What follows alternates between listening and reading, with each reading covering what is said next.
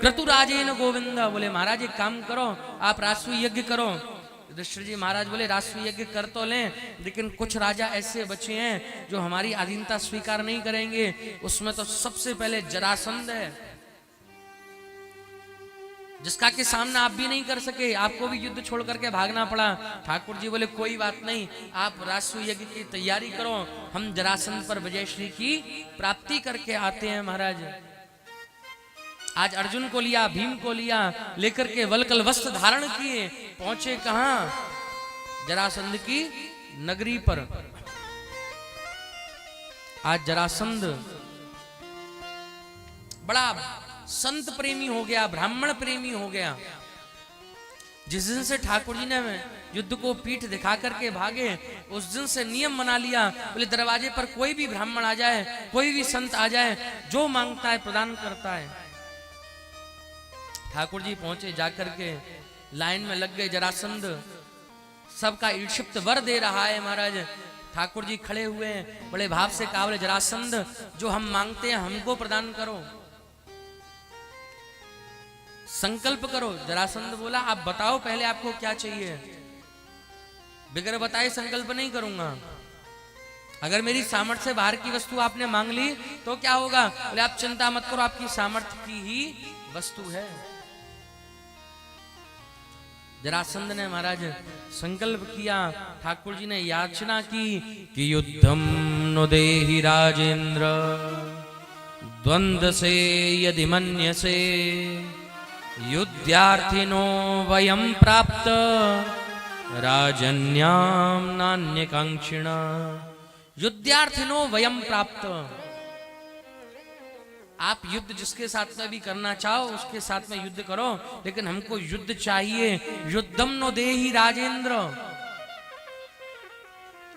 जरासंध नीचे से ऊपर की तरफ देखा, बोले ब्राह्मण होकर के युद्ध की आकांक्षा करते हो, कौन हो जरा परिचय बताओ।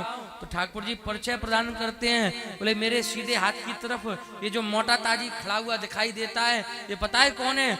असो ब्रकोदर, ये भीम है। जो मेरे उल्टे हाथ की तरफ दिखाई देता है, तस्य पार्थाजिनो ययम, ये यही को भैया है अर्जुन। सबसे लास्ट में अपना परिचय प्रदान करते हैं। अनेयम मातुलेयम माम कृष्ण जानाहि ते रिपुम, मैं इनके मामा को छोरा, जानाहि ते रिपुम, तुम्हारा पुराना शत्रु कौन? माम कृष्ण, मैं कृष्ण हूं।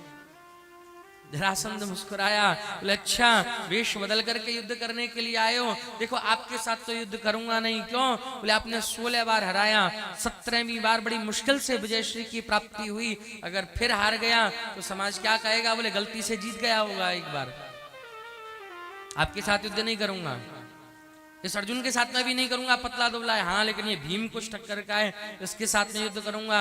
ठाकुर जी ने इशारा किया, बोले भीम आ गया नंबर, युद्ध करो। 100 कौरवों को अकेले मारा, जाओ युद्ध करो। भीम ने युद्ध किया, 2.5 दिनों तक अनवरत रूप से युद्ध चला।